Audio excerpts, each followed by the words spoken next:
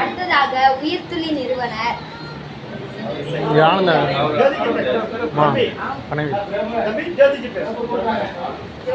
அடுத்ததாக உரையளிக்க வருகிறார் ஜோதி ஐயா அவர்கள்.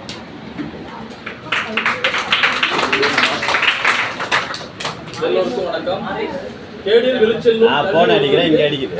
ஆடல்ல வெளியே போறீங்க, நீங்க போன் அடிச்சிருக்கீங்க.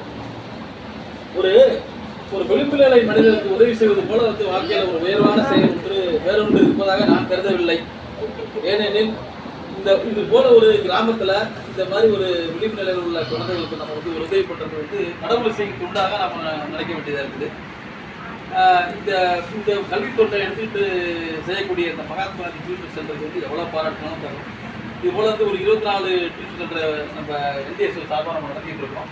அந்த 24 என்டிஎஸ் சென்டர்ஸ் எல்லாமே உங்களுக்கு கிராமப்புறங்களில் தான் நடந்து கொண்டிருக்கிறது.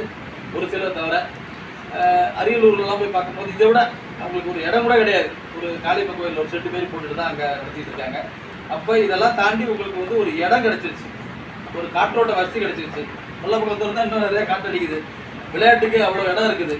இதெல்லாம் நீங்கள் பயன்படுத்துவீங்களா? எல்லாம் என்ன படிக்க போறீங்க? எல்லாரும்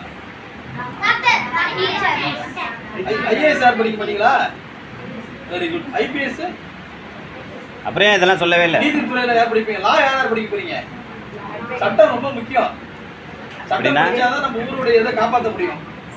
சட்டமும் படிக்கணும். சினிமா டைரக்டர் யாரு? அதான் கோஆர்டினேட்டர் தெரியலைங்க. சரி, ரொம்ப சந்தோஷம். அதுபோல எல்லாருமே இந்த டியூஷன் சென்டர் நல்ல முறையில் பயன்படுத்திருக்கணும். உங்களுக்கு கிடைச்சிருக்க ஆசிரியர் ரொம்ப நல்ல மாதிரியான உள்ளவங்க. நீங்க என்ன பண்ணுங்க, உங்களுக்கு வார இறுதி ஒவ்வொரு டெய்லி டியூஷன் நடத்துறதுனால உங்களுடைய பள்ளியில இங்க பாருங்க உங்களுக்கு பேசுறதுக்கு தனியா டைம் தருவோம்.